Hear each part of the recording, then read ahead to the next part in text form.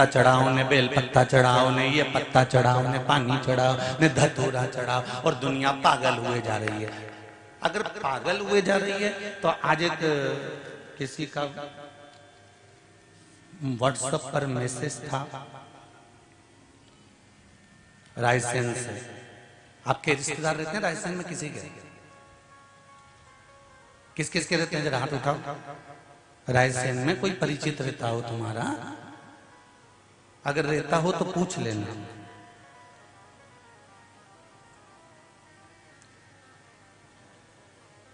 वहां पर मुकेश जी रजक समाज से हैं। भोला टेंट हाउस है उनका। उनकी धर्मपत्नी है रजनी।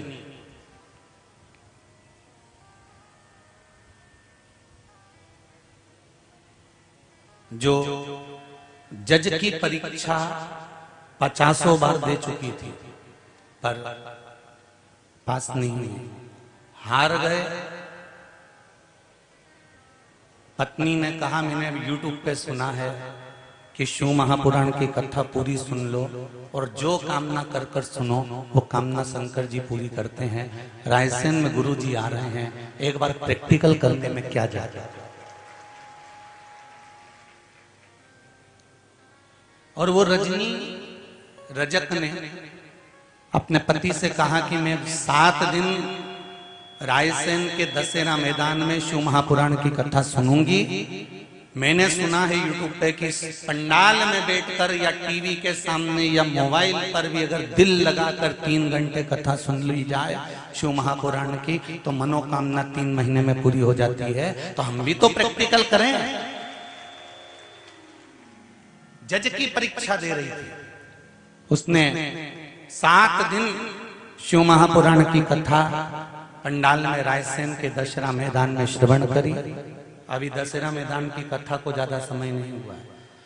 उसने पशुपति व्रत का व्याख्यान वर्णन करा तो उसने नियम ले लिया कि मुझे पशुपति व्रत करना है। और उस बेटी ने व्हाट्सएप पर लिखकर भेजा है, फोटो भी डाला है कि गुरुजी मेरा 4था व्रत पूर्ण हुआ और मैं जज की परीक्षा में पास हो गई हूं।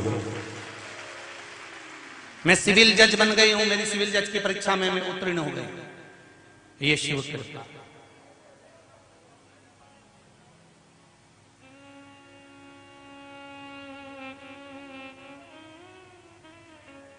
मुकेश जी रजक जी की धर्मपत्नी भोला टेंट हाउस वालों के यहां से जरा पता करिए। उसने खुद लिखकर भेजा कि शंकर जैसा उदार कोई नहीं हो सकता।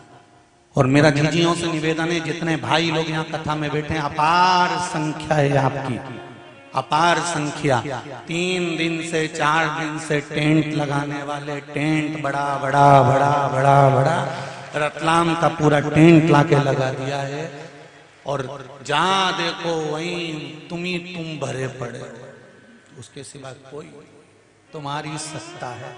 ये कैमरे ऑन में तुम कैची नहीं हो पा रहे, क्योंकि इनके कैमरे में भले कैच नहीं होगे पर उसके कैमरे में तो आ गए पक्का, ये निश्चित। मीडिया वाले भी, अखबार वाले भी, न्यूज चैनल वाले भी रोज फोटो खींचने का प्रयास करते हैं, पर तुम इतने हो कि उनके मीडिया वालों के, पत्रकारों के भी कैमरे में नहीं आ पा रहे हो। तो जहां से एक एंगल से खींच के ले जाते हैं तो फिर घर जाकर उनकी भी धर्मपत्नी बोलती हम तो उधर बैठे थे, तुमने कहा फोटो उधर से खींच लिया। तो वो भी कहती है कहां है।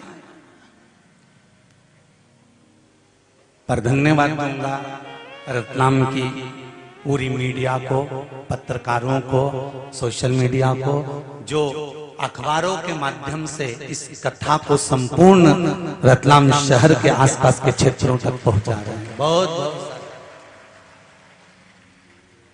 कितना झेलें, कितना कैच करें।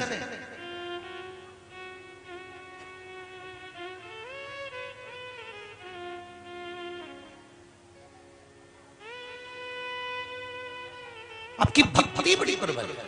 पर एक निवेदन जरूर करूंगा कि भक्ति में दिखावा मत करना, दिल से शिव महापुराण की कथा सुन रहे हो, दिल से शंकर जी की पूजन दिल से करना। जो मांगोगे मेरा देव अधिदेव महादेव देने में देरी नहीं करेगा। दिल से मांगो, दिल से।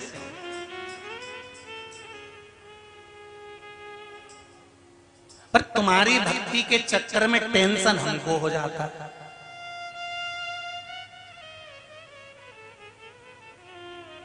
रोज इसी ओर से फोन आ रहा है, गुरुजी परसों के दिन एक ट्रक गिट्टी डलवाई थी, दूसरे दिन मालूम नहीं पड़ी।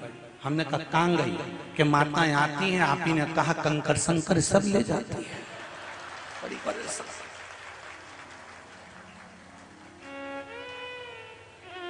अरे तुम्हारा पांव पड़ू जी, तुम्हारा हाथ जोड़ू। जितना लोग कथा सुन रहा है सब ध्यान से सुनो। ये चौथी ट्रक है जो गिट्टी पूरी गायब हो गई। मैं तुम्हारे पांव पड़ू।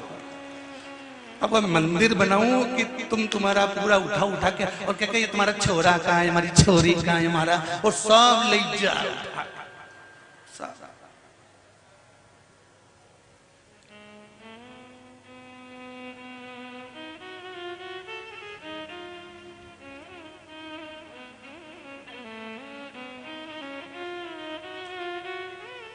करो सत्संग, करो भजन। हमने ये कहा है कि कंकर संकर है, मतलब शिव हर जगह पर विराजमान है। लता में, पत्र में, पशु में, पक्षी में, जलचर में, थलचर में, वायुचर में। और शंकर केवल कंकर में ही नहीं, जब आपका जन्म हुआ था आप भी एक पिंड थे, शिवलिंग की तरह एक पिंड की तरह थे। और पिंड होने के बाद जब आपका जन्म हुआ तो शिव रूपी श्वास आपके शरीर को दी गई। और शिव रूपी श्वास जब आपके शरीर को दी गई, जब आदमी जब तक चल रहा है तब तक ये शरीर है। शिव रूपी श्वास जब तक इस शरीर के अंदर चल रही है तब तक ये शरीर है। और जिस दिन शिव रूपी श्वास निकल जाती है ये केवल शव बन जाता है, इसके बाद ये शरीर नहीं रहता। तो ये श्वास ही शिव है, इसको हमें पहचानना है। तुम्हारे दरवाजे पर तुम जिस परिवार में रहते हो, कुटुंब में रहते हो, नाते रिश्तों में रहते हो, तुम्हारे देवर जेठों के साथ रहते हो, तुम्हारे सास ससुर के साथ रहते हो, तुम उनको समझो कि शंकर के रूप में ये हमारा परिवार मिला हुआ है। हमें घर में जो भोजन बनाना है वो किसी दूसरे के लिए नहीं बनाना, हमें जो भोजन बनाना है हमें शंकर के लिए बनाना है। जो खाएगा वो शिव ही तो है।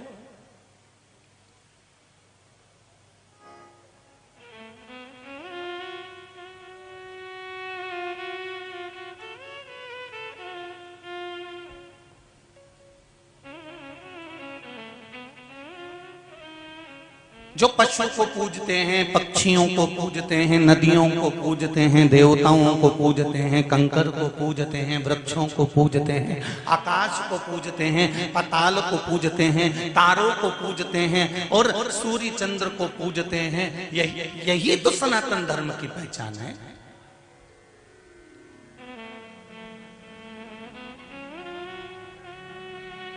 भारत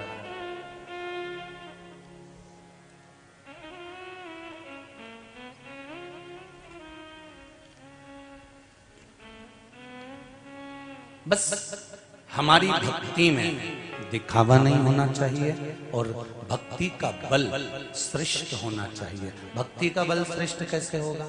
आप भक्ति के बल को श्रेष्ठ कैसे कर सकते हो?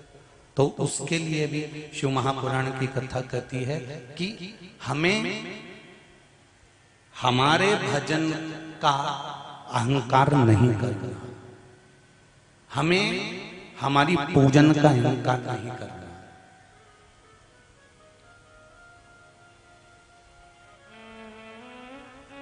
भक्ति का बल बढ़ जाएगा अपने आप।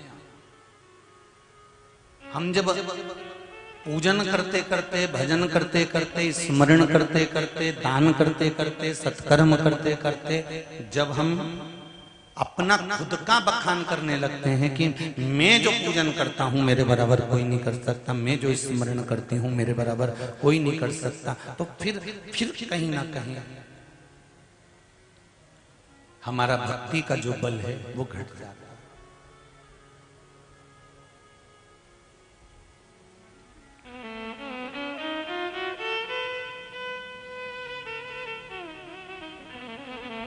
भक्ति करो और दिल से।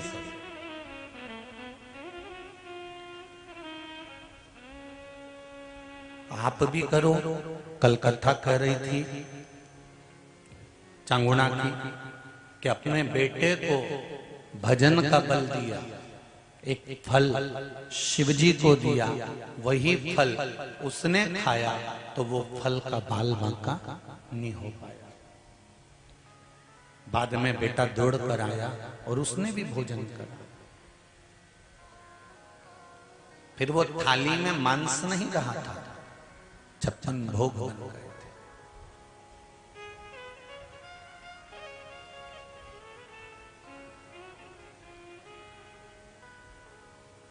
अपने बच्चों को जंगल का शेर बनाओ, पिंजरे का नहीं। पिंजरे के शेर में और जंगल के शेर में एक अंतर होता है। जब गवर्नमेंट ने, सरकार ने, भारत की सरकार ने जब जादूगरों के पास में, सर्कस वालों के पास में खबर करी, सुनो, कोई भी सर्कस वाला अपने सर्कस में जानवर नहीं रखेगा, शेर नहीं रखेगा। तो सर्कस वालों ने पूछा कि इन शेरों का क्या करें जो हैं हमारे पास में। तो कहा इनको जंगल में छुड़वा। वन विभाग वालों को बुलाया गया, उनके गले में कोई सिम लगाकर जंगल में छोड़ा गया। जंगल में जब छोड़ा, सर्कस के शेरों को जंगल में जब वो घूमने लगे, 5 कुत्तों ने शेर को देख लिया और वो 5 कुत्ते शेर को घेर लिए और शेर को निपटा दिया। ऊपर से खबर आई कि ये शेर कैसे मरा, तो कहा साहब ये 5 कुत्तों ने मार दिया।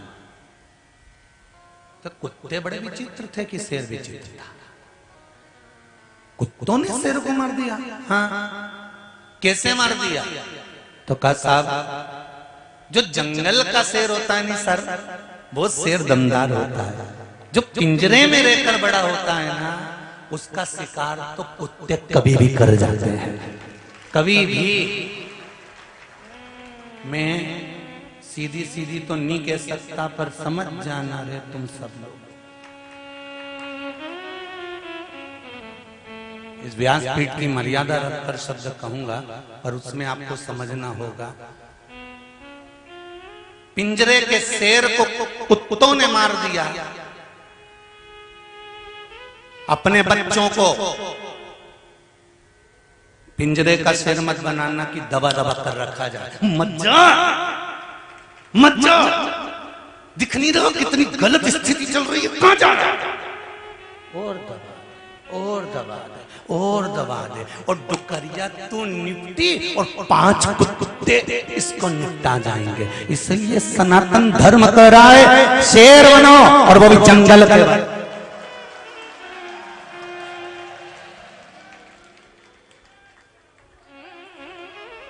और जिस दिन जंगल के शेर बन जाओगे, तुम्हारी धाड़, तुम्हारी धमक, अकेलापन, अब तुम्हें कुछ नहीं करना है। जिस दिन मस्तक पर त्रिपुंड लगाया है, गले में रुद्राक्ष की माला, बस नैनों में, गले में रुद्राक्ष और नैनों में भद्राक्ष, इतने में तो कुत्ता आ जाए अब सामने।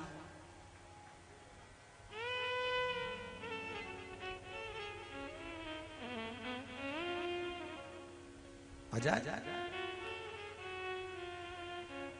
धारण कितना सुंदर कहा है। अर्जुन को रात्रि को स्वप्न दिखा, और अर्जुन ने सपने में क्या देखा कि एक गाय ने बछड़े को जन्म दिया, और बछड़े को जन्म देकर गाय उस बछड़े को चाट रही है। चाटते गई, चाटते गई, चाटते गई, चाटते गई, चाटते गई, गाय बछड़े को चाट चाट कर उसकी पूरी खाल चाट गई। उसके शरीर पर केवल मांस रह गया, और मांस रहा, और बछड़ा चिल्लाता रहा, चिंगाड़ता रहा, और बछड़ा रंभाता रहा, और गाय बछड़े को चाटे जा रही है, चाटे जा रही है, चाटे जा रही है, और बछड़े की खाल निकल गई है। अब अर्जुन के नेत्र खुल गए। नेत्र खुले तो अर्जुन भगवान कृष्ण के पास दौड़ कर गया और भगवान कृष्ण से जाकर कहा, कन्हैया मैंने एक स्वप्न देखा है। कन्हैया ने पूछा कौन सा स्वप्न है? अर्जुन कहते हैं एक गाय ने बछड़े को जन्म दिया था और उस बछड़े को चाट रही है, प्रेम कर रही है, चाट रही है, प्रेम कर रही है। चाटते चाटते उसने पूरा शरीर चाट लिया और उसकी खाल भी चाट गई। मांस मांस बचा है और वो बछड़ा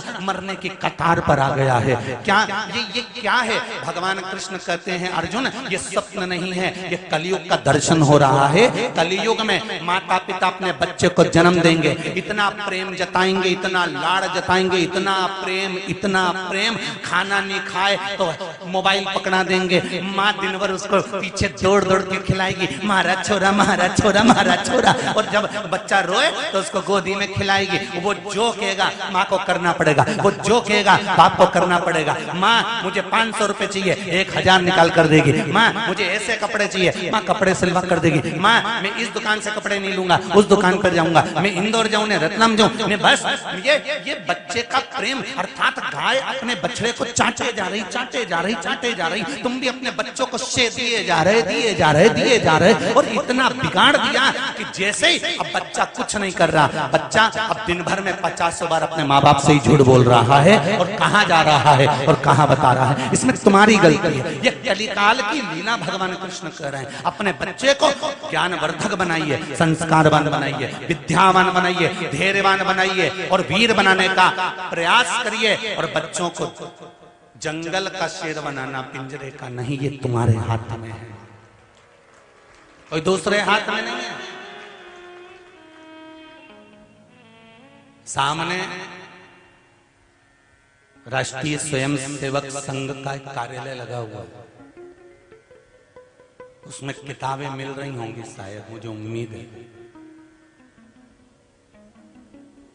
50 चीज बाद में खरीदो, पहले वहां से एक किताब खरीदो जिससे हम अपने बच्चों को संस्कार दे सकते हैं कि इसको पढ़ो। नहीं समझ में आए तो हमसे पूछो।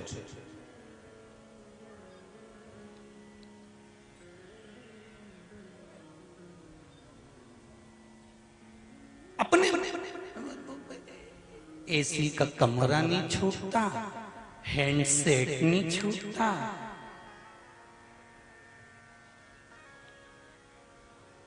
अब ऐसे भेरू की शादी भी कर दो तो इसे कहीं लुगाई छूटे।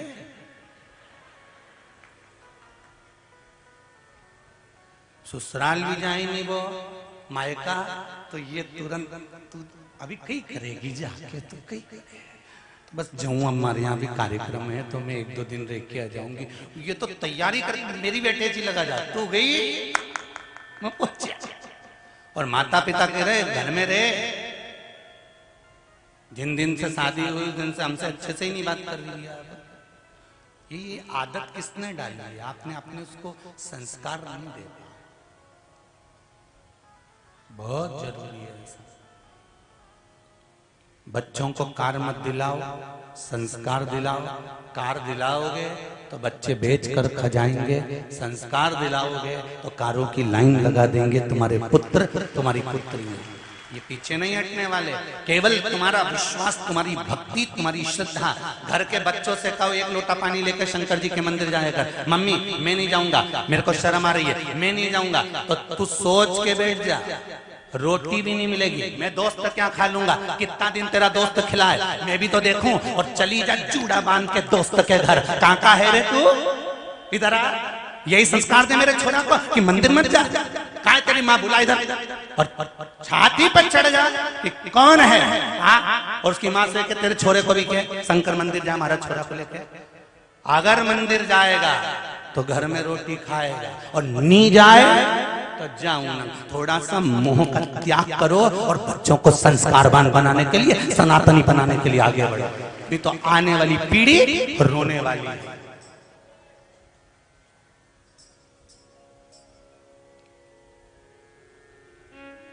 पति दुकान से आए, तुम्हें मालूम है इतनी बजे दुकान से आएगा, मोबाइल में कथा लगा दो शिव महापुराण की। वैसे तो मुझे विश्वास है कि आप लोग अगर कथा में आ रही हो तो आपके पति भी शिव भगवान से, शंकर से जुड़े हुए जरूर हैं, तभी माताएं यहाँ पर कथा में आ रही है। मुझे विश्वास है, ये मेरा भरोसा कहता है कि मेरी दीदियां, मेरी बहनें, मेरी माताएं, मेरी बेटियां अगर शिव महापुराण की कथा में मेरी माएं आ रही हैं तो इनके पति, इनके ससुर कभी मना नहीं कर सकते। वो कह देते होंगे जा कथा में जा, क्योंकि उसको मालूम है कि जब ये कथा सुनकर आएगी, रोटी बनाएगी तो कथा का स्मरण करती रहेगी। भोजन जो बनेगा उस भोजन में कथा का रस आ जाएगा, जो खाएगा उसके भीतर शिव पुराण पहुंच जाएगी और उसका भी उद्धार हो जाएगा। तो मना नहीं कर सकते, मैं नहीं मान सकता कि कोई मना करे। मना तो केवल तुम्हारे बेस्ट फ्रेंड और ये जो किटी वाली होती है ना, स्माइल प्लीज, बस ये कभी कभी मना कर सकती है। अरे मोबाइल बंद करना, दिख नहीं रहा सब किटी में बैठी हैं।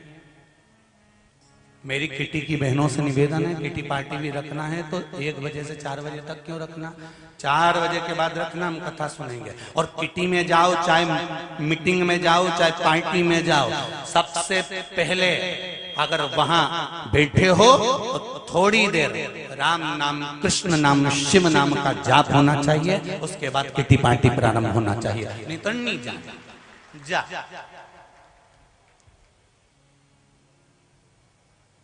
अरे थोड़ा बदलो तो अपने आप को। कथा सुन के जाने के बाद घर के लोग भी तुमको देख कर कहें अम्मा थोड़ी बदली बदली दिख रही है, तो समझो तो बदला हुआ, नहीं तो जैसी थी धापो की भाई वैसी की वैसी, तो कहीं मतलब नहीं। थोड़ा सा बदला जिंदगी का, थोड़ा